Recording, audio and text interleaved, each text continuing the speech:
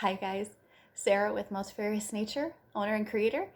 I wanted to do a quick video about a new tool that I had gotten, and I did mention it before my husband purchased this for me.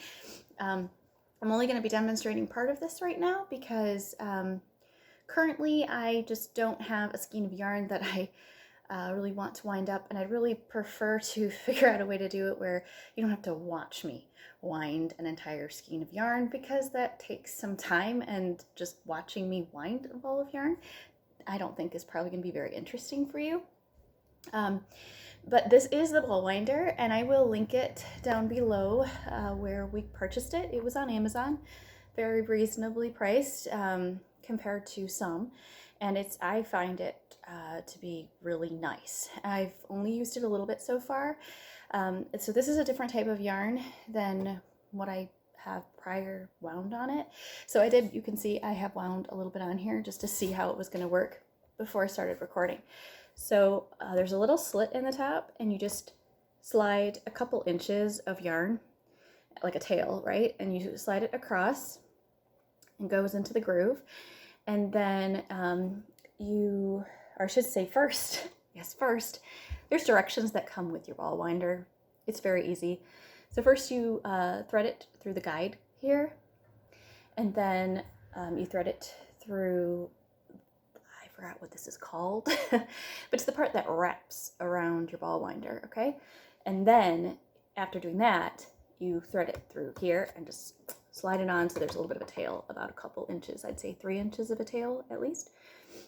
And then you just start winding. So I'm going to show you that really quick. And all I am doing is I am taking this is how you get it from the store, right? Which you could totally work from this, and you probably will not get like a knot or something when you're knitting or crocheting. However, I still think it's really nice to have it in a ball.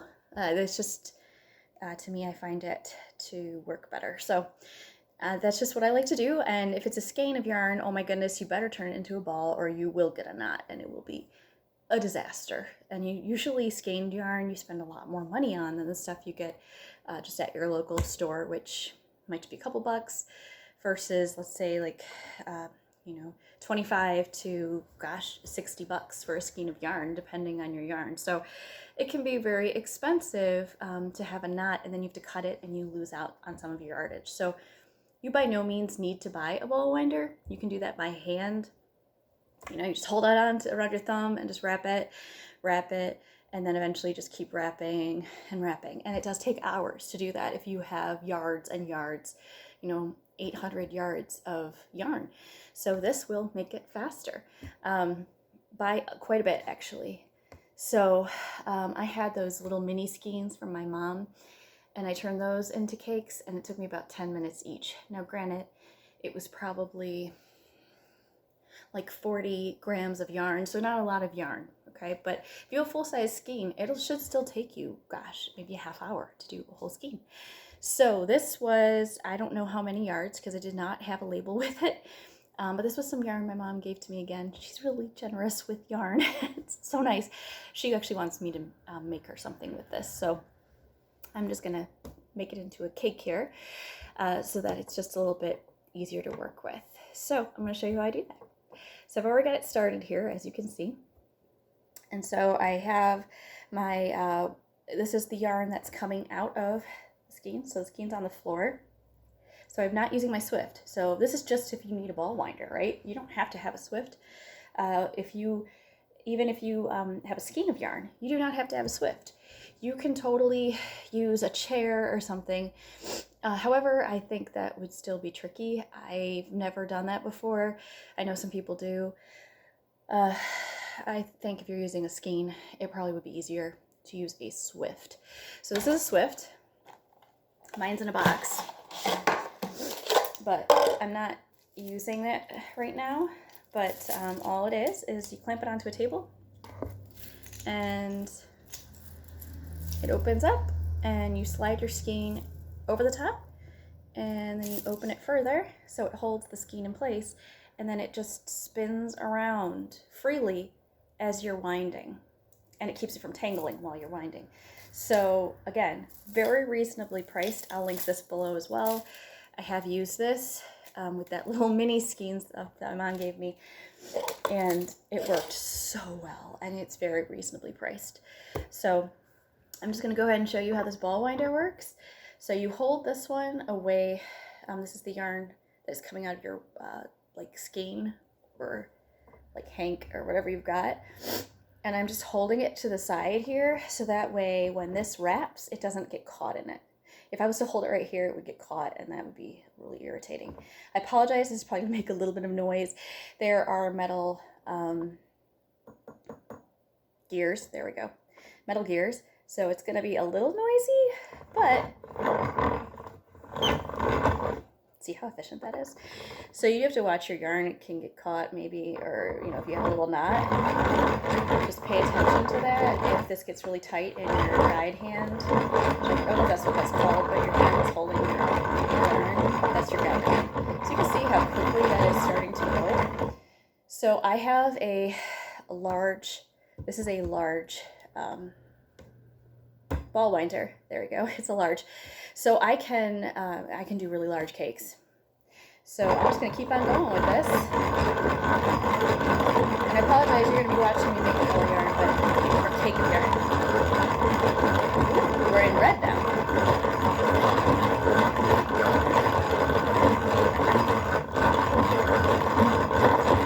Ooh, orange.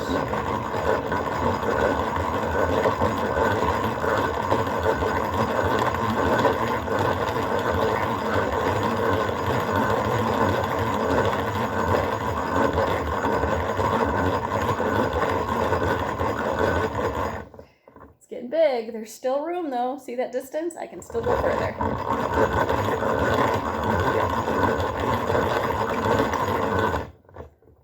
Oh, I'm at the end. At the end. And that's it.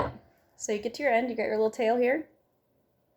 All I do is just go up to the side and then just pick a spot and kind of like twist your end in.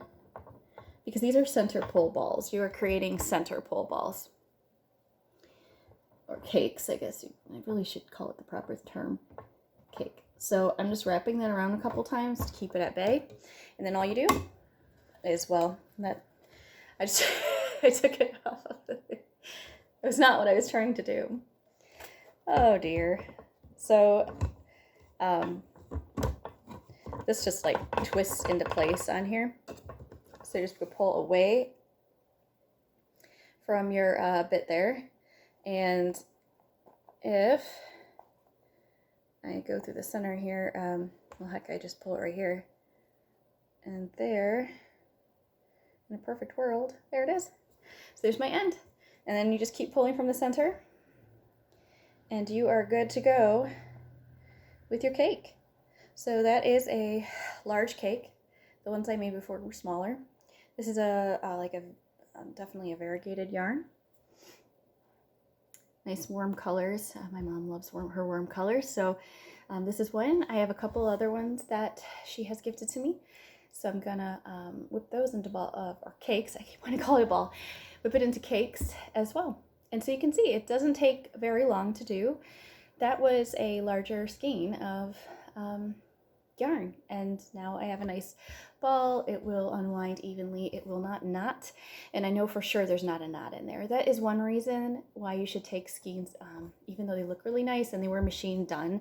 When you buy them from the store, there could be a knot in them still, and the last thing you want is to be in the middle of your project and you get a really nasty knot and you have to pick that out, right? Who wants to do that? So what I recommend is, no matter what yarn, do it by hand or with a ball winder.